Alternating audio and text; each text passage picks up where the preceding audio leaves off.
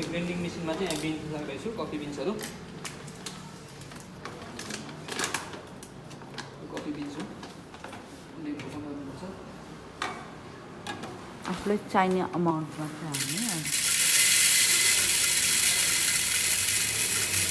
चाहिँ हुन्छ हुन्छ फेरि त्यसलाई एयर टाइट गरेर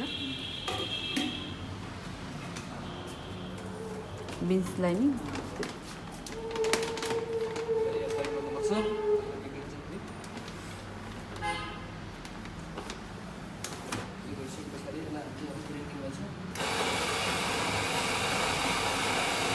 रेसेस्टो कफी बनाउँदाखेरि हामीले जहिले पनि 30 ml को कपमा बनाउने गरिन्छ। यसलाई सिङ्गल सट पनि भन्ने गर्छ र यसमा चाहिँ सिङ्गल पोटा फिल्टर प्रयोग गर्ने गरिन्छ। सिङ्गल पोटा फिल्टरमा जहिले पनि 7.5 ग्राम कफी जाने गर्दछ र कफीको मात्रा ग्लासमा 15 देखि 20 ml मात्रै हुनुपर्दछ।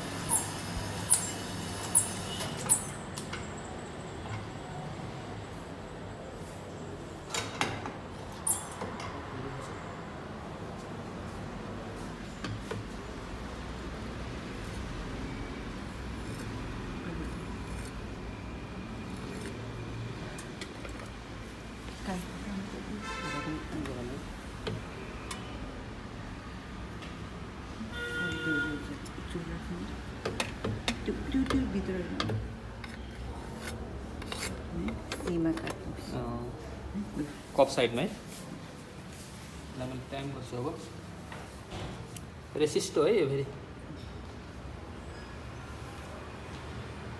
1 राउन्ड 2 राउन्ड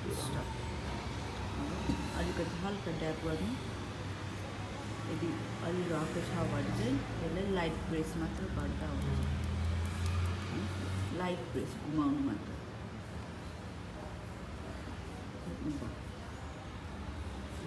त्यसरी तललाई घुमाउनु मात्र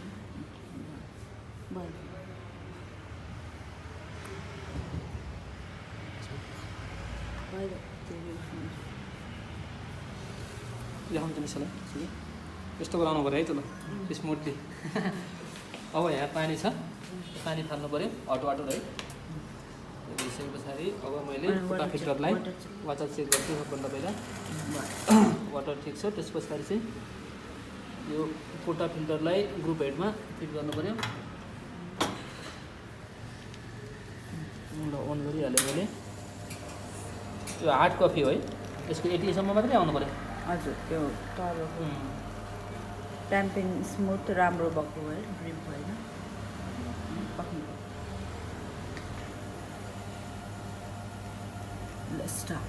ओके यो चाहिँ रेसिस्ट हो है त ल